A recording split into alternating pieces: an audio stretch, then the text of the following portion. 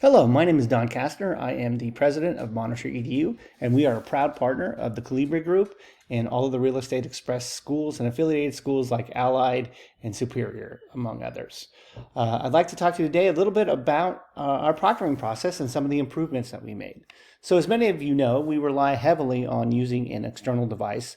Typically, that's going to be the mobile phone. It can also be an iPad or other tablet.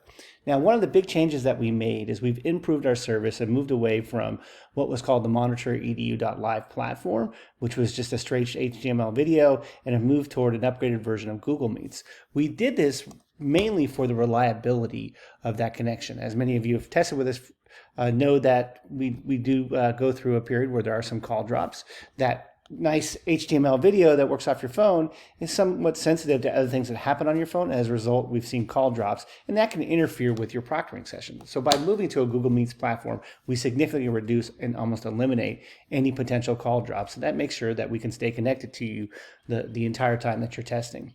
We also have the option to add to that a webcam, so we can have a redundant connection. That webcam connection will use that original platform, the MonitorEDU.live platform.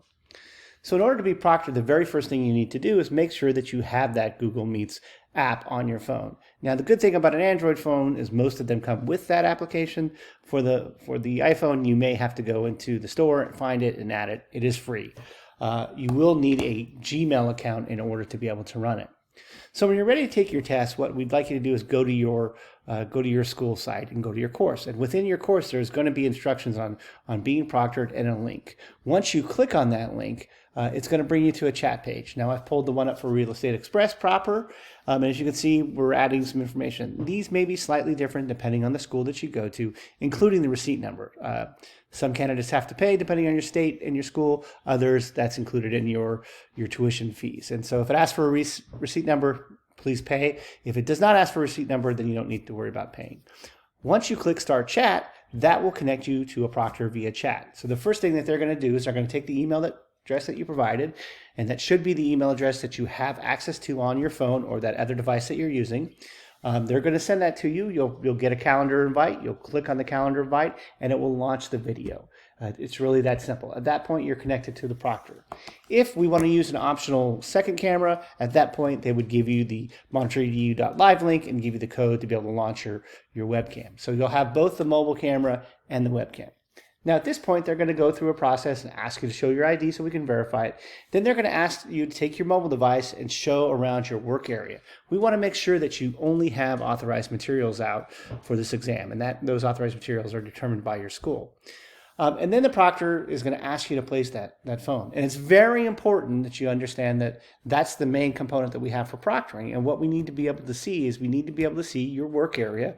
We need to be able to see your keyboard. We need to be able to see that you're in front of the computer, and we need to be able to see a partial view or a good side view of the computer screen.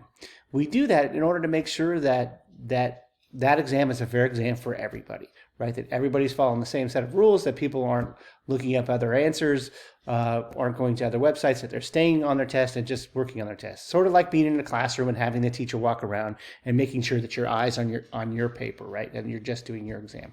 That, in a sense, is our role. Ultimately, it's to protect you and protect the industry and protect the school, make sure that everybody's protected. We can rely on the process, and at the end of the exam, it's fair.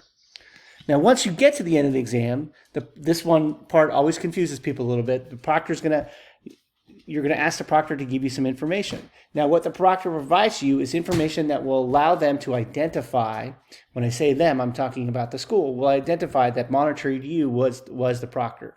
So the proctor is not going to provide you with their name. They're going to provide you with information specific to MonitorEDU so that the school can identify it.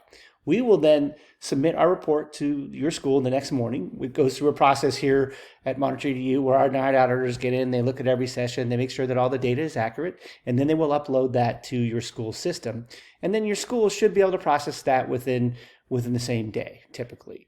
So I know a lot of you get very curious about why isn't it updated immediately. We have a process that's in place. It's also important to remember that if you take that test on Friday, Saturday, or Sunday, that you're not going to see that process happen until Monday. So there could be some delay. So just keep that in mind as you're planning your testing session. So thank you for listening. I'm excited about our new process. I wish you luck with your test.